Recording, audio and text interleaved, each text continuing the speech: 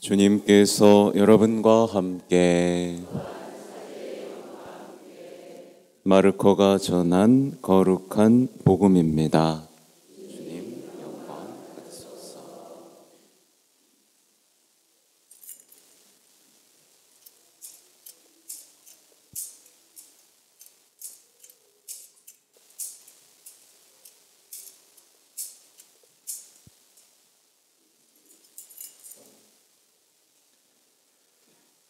그때 예수님께서 베드로와 야고보와 요한만 따로 데리고 높은 산에 오르셨다. 그리고 그들 앞에서 모습이 변하셨다. 그분의 옷은 이 세상 어떤 마전장이도 그토록 하얗게 할 수 없을 만큼 새하얗게 빛났다. 그때 엘리야가 모세와 함께 그들 앞에 나타나 예수님과 이야기를 나누었다. 그러자 베드로가 나서서 예수님께 말하였다. 스승님, 저희가 여기에서 지내면 좋겠습니다. 저희가 초막셋을 지어 하나는 스승님께, 하나는 모세께, 또 하나는 엘리야께 드리겠습니다. 사실 베드로는 무슨 말을 해야 할지 몰랐던 것이다. 제자들이 모두 겁에 질려 있었기 때문이다. 그때 구름이 일어 그들을 덮더니 그 구름 속에서 이는 내가 사랑하는 아들이니 너희는 그의 말을 들어라 하는 소리가 났다. 그 순간 그들이 둘러보자 더 이상 아무도 보이지 않고 예수님만 그들 곁에 계셨다. 그들이 산에서 내려올 때에 예수님께서 그들에게 사람의 아들이 죽은 이들 가운데에서 다시 살아날 때까지 지금 본 것을 아무에게도 말하지 말라고 분부하셨다. 그들은 이 말씀을 지켰다. 그러나 죽은 이들 가운데에서 다시 살아난다는 것이 무슨 뜻인지를 저희끼리 서로 물어보았다. 주님의 말씀입니다.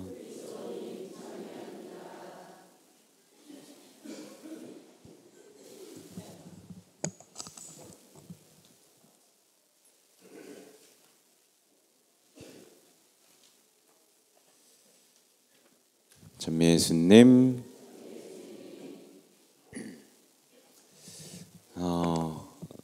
강론을 시작하기 전에 단식 피정은 제가 처음 해봤어요. 네, 단식을 했더니 세상이 달라 보이네요. 네, 보이지 않던 것들이 보이고 들리지 않는 것들이 들리고 목소리도 이상하게 좀 더 커지지 않았습니까? 네, 이상해요. 이게 신체도 회복되고 영혼도 회복되는 이 놀라운 일.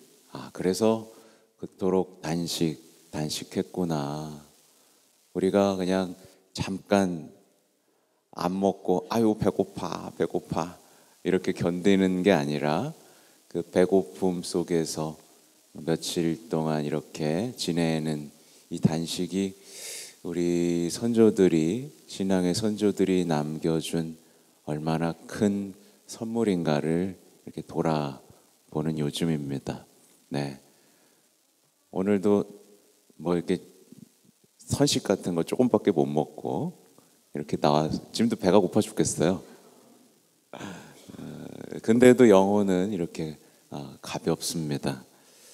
아무튼 많은 분들이 이제 2024년 올해가 기도의 해라는 사실을 아마 모르고 계실 거예요. 알고 계셨어요? 네, 알았다. 네, 잘 모르죠? 2024년은 기도의 해입니다. 2023년은 이제 공의의 해였고요. 이게 무슨 얘기냐면 지금 2025년 희년을 준비하고 있는 과정이어서 그렇습니다. 우리 프란치스코 교황님이 지난 1월 21일 3종 기도 중에 2024년을 기도의 해로 선포하시면서 이렇게 말씀하셨어요. 앞으로 몇 달이 지나면 희년의 개막을 알리는 성문이 열리게 될 것입니다. 이 시간을 은총의 시간으로 체험하기 위해 더 마음을 모아 기도할 것을 당부합니다. 기도를 통해 하느님께서 주시는 희망의 힘을 체험하기를 바랍니다. 그러므로 우리는 오늘 기도의 해를 시작합니다. 개인의 삶에서, 교회 생활 안에서, 세상 안에서 기도의 위대한 가치와 절대적 필요성을 재발견하는 데 전념하는 한 해가 됩시다. 이렇게 선포를 하셨어요. 여기서 주목해야 할 단어는 희망의 힘을 체험하자 이거고, 또 하나는 기도의 위대한 가치와 절대적 필요성을 재발견하자. 이 두 부분이 이제 우리가 기억해야 될 말씀인데, 왜냐하면 이 희년의 주제가 희망의 순례자예요. 근데 사실 따지고 보면 이따 말씀드리려고 했는데, 사실 많은 신앙인들의 삶에서 기도가 사라지고 있어요. 그렇죠? 바빠 죽겠대. 기도할 시간이 없대요. 예. 기도가 사라지고 있고, 기도가 사라지는 만큼 또 뭐가 사라지죠? 희망이 사라져요. 네.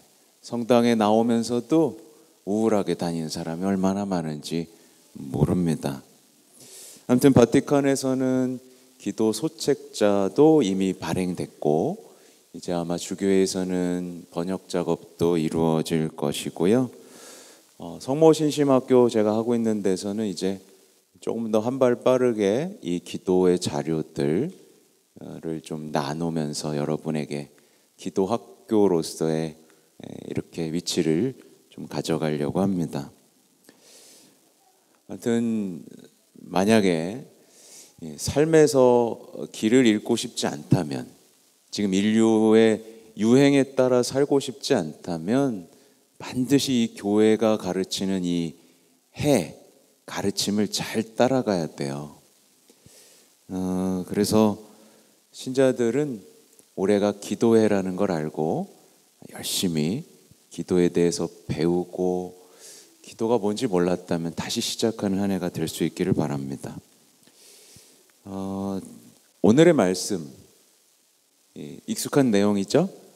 아브라함의 내용이고 또 로마서의 내용, 거룩한 변모의 내용인데, 오늘의 말씀은 아주 기도하고 긴밀하게 연관을 갖습니다. 생각해 보세요. 아브라함이 기도를 하지 않았다면 이삭을 바칠 생각을 할 수 있었을까요? 없었을까요? 없었겠죠?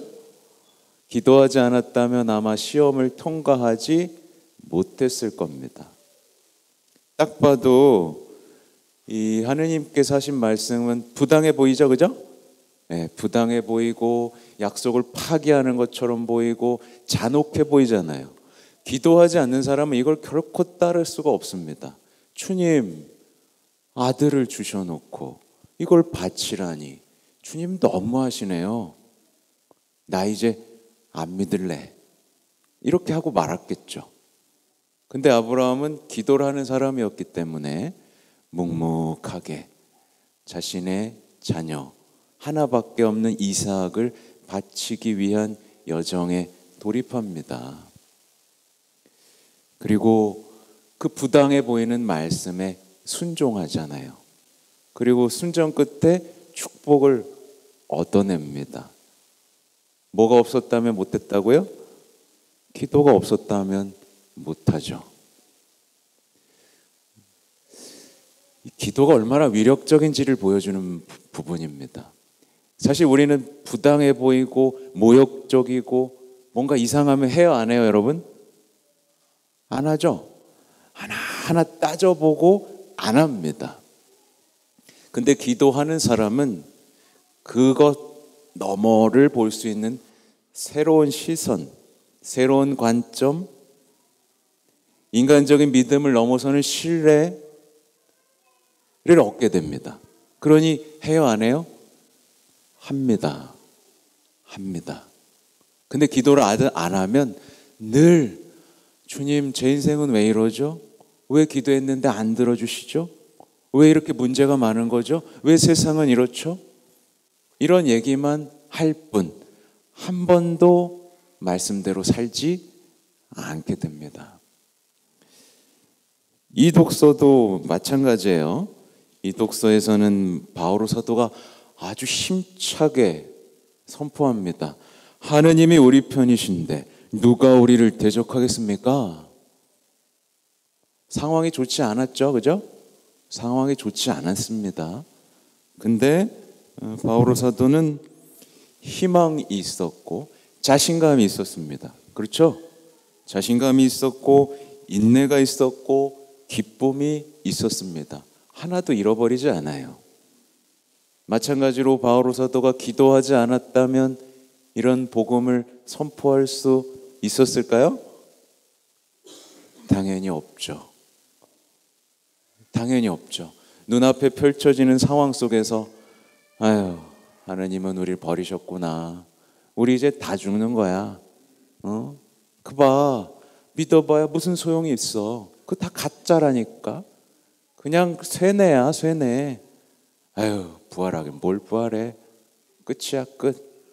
이제 각자 알아서 사세요. 라고 했을지도 모르지만 그는 기도하는 사람이었기 때문에 이렇게 자신 있게 선포할 수 있게 됩니다.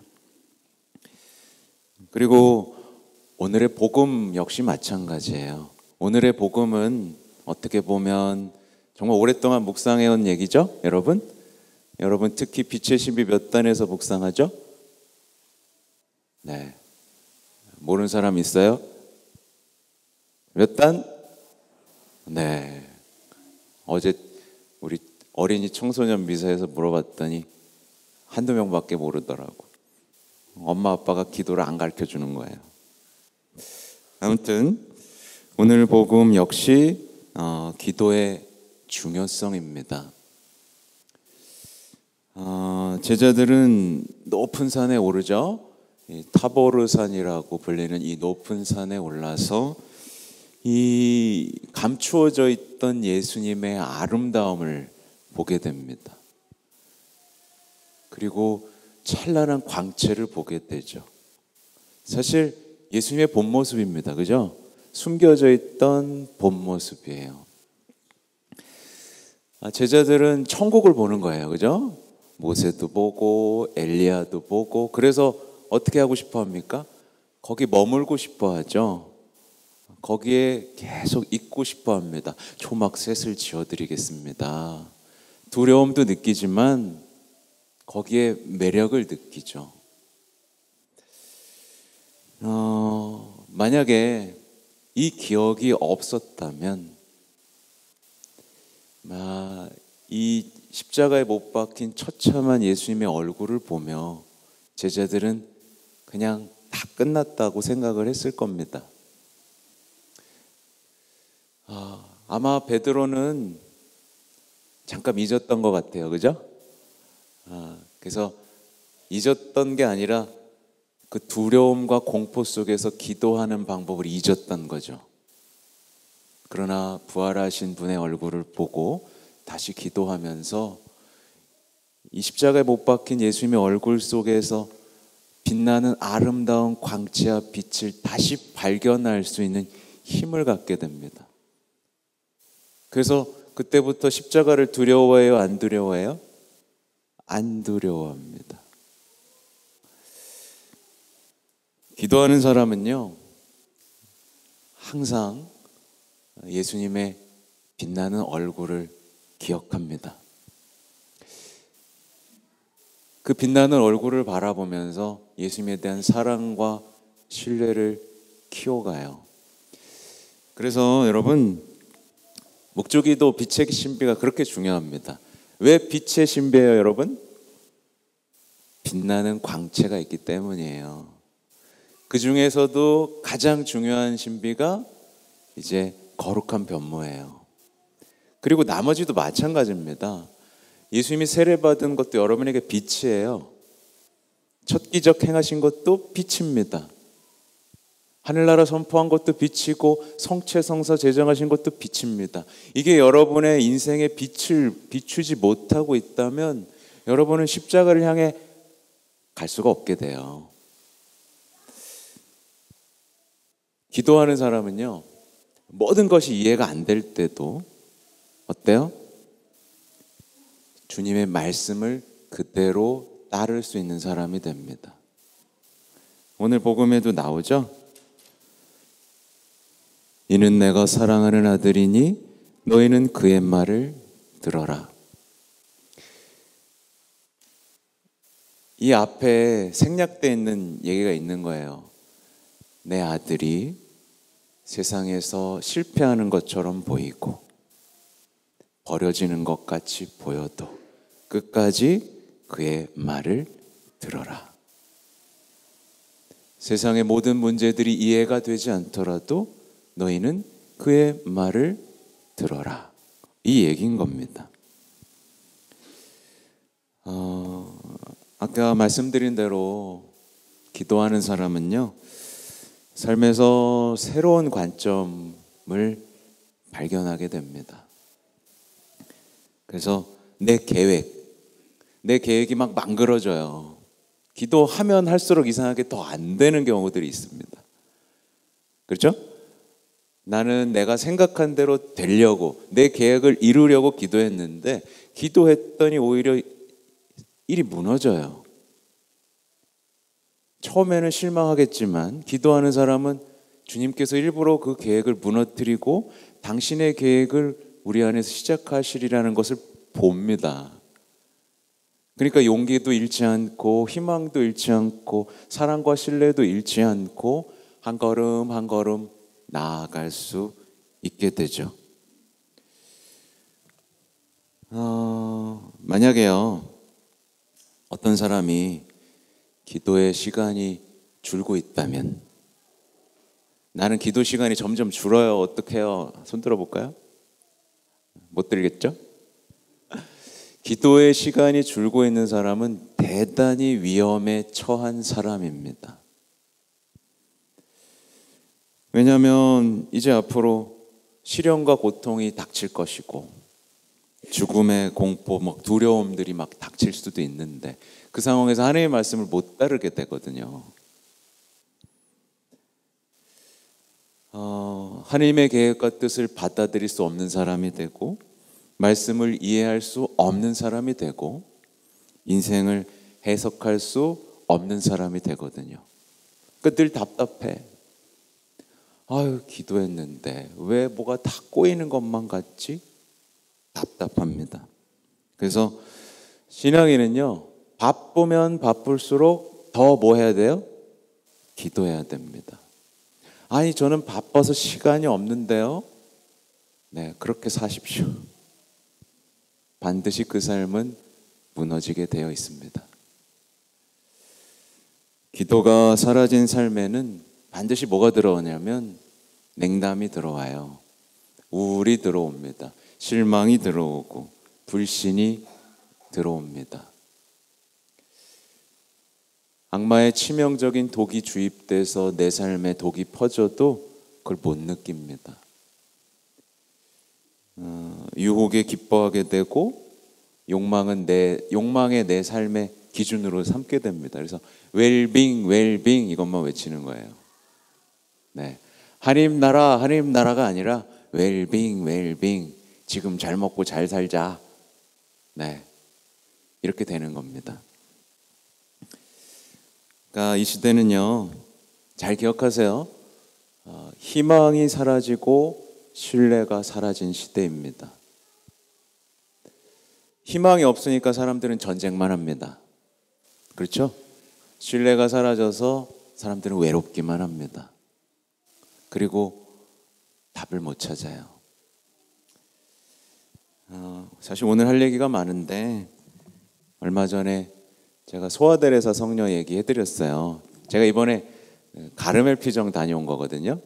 가르멜 피정을 다녀왔고 이제 가르멜 수사 신부님의 영성지도 그 다음에 단식 했는데 가르멜 수사들이요, 이제 가르멜하면 떠오르는 사람들 있죠? 성인들.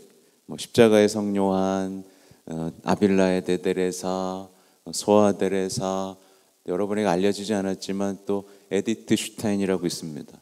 또 엘리사벳, 삼위일체 엘리사벳도 있고 되게 많아요. 근데 여러분 가르멜 수사님들의 그 수사님의 얘기를 들었는데 들어가면 아니 기도를 안 가르쳐 준대. 그냥 맨날 앉아 있으라고 한대요. 5년, 6년 기도가 어렵대요. 기도가 어려운데 죽어라 앉아 있어야 된대요. 그러다가 결국 이제 성인들의 자서전 이런 걸 보면서 조금씩 이제 하느님과 마주하는 법을 알게 된다고 합니다. 거기서 피어난 꽃들이 뭐예요? 십자가의 성 요한의 그 어두운 밤, 가르멜의 산길, 소아데레사의 자서전 이런 것들입니다. 거기서 제가 들은 얘기가 뭐냐면 저게 힌트 얻은 게 있어요. 여러분 기도가 난 잘 된다, 난 잘 안 된다 한번 손들어 볼까요? 기도가 난 잘 안 돼요. 솔직하게 해야 돼. 거짓말하면 지옥 가요. 기도가 안 되는 이유는요 여러 가지가 있겠지만 좀 단순하게 제가 뽑았어요. 신뢰가 없기 때문입니다. 그분이 나를 사랑하신다는 신뢰가 없으면 그분하고 대화가 돼요? 안 돼요? 안 돼요. 그분이 나를 사랑한다는 그 신뢰 속에 그분과 마주하면 그 시간이 좋아요. 편해요. 대화하게 되고 이게 묵상으로 이어지고 심지어는 관상까지도 이어집니다. 우리가 기도를 그만둘 때는 언제냐면 그분이 나를 사랑하신다는 신뢰가 사라질 때예요. 그 신뢰가 사라지면 그냥 주님 앞에 앉아 있어도 너무 힘들기만 해요. 믿을 수가 없잖아요. 믿지 못하는 분하고 어떻게 마주하고 밥을 먹고 대화를 나누겠습니까? 그래서 소아델에서는 이렇게 말한 겁니다. 우리를 사랑으로 이끄시는 것은 신뢰, 오직 신뢰뿐입니다. 사랑의 길을 달려가는 우리는 앞날에 생길 수 있는 고통을 생각하지 말아야 해요. 그것은 신뢰가 부족한 것이니까요. 제가 지금 이 지상에서 바라는 것을 하늘나라에서도 똑같이 바랄 것입니다. 바로 예수님을 사랑하고 또 예수님께서 사랑받으시게 하는 것입니다. 네, 여러분 신뢰하세요. 아셨죠? 신뢰하세요. 제발 이런 얘기 하지 마세요. 아우 저는 기도하는데 자꾸 의심하게 돼요. 이런 얘기 좀 하지 마세요. 의심하게 되는 게 아니라 의심하게 되지만 신뢰하기 위해 기도하는 거예요. 그 앞에 앉아 있는 거예요. 분심 들죠? 네, 당연한 거예요. 내 욕망의 찌꺼기들, 쓰레기들을 보여주시는 것이니까요. 하나님과의 사랑을 방해하는 온갖 것들이 얼마나 많은지 보여주시는 거예요. 그러면 그 비참을 마주하고 내놓으시면 됩니다. 기도를 배우려고 하지 마세요. 기도에 대해서 전부 알고 시작하려고 하지 마시고 그냥 신뢰하고 기도하시고 앉아 있으면 됩니다. 일주일도 안 앉아 있으면서도 기도를 배우려고 하는 사람은 기도에 반드시 실패합니다. 기도를 먼저 하시고 버티시고 그 다음 질문이 생길 땐 예수님께 물어보세요. 그래도 안 되면 저를 찾아오세요. 아셨죠? 아무튼 이 여정 제가 말씀드린 거 유혹과 싸웠죠. 그리고 거룩한 변모 마주했죠. 그러면 우린 예수님과 함께 십자가의 길을 갈 수 있고 내 생에 한 번도 느끼지 못했던 부활의 기쁨에 이르게 됩니다. 부활의 증거자가 됩니다. 이 여정이 여러분에게 아름다운 여정이 될 수 있도록 성모님께서 함께 하시기를 바랍니다. 아멘.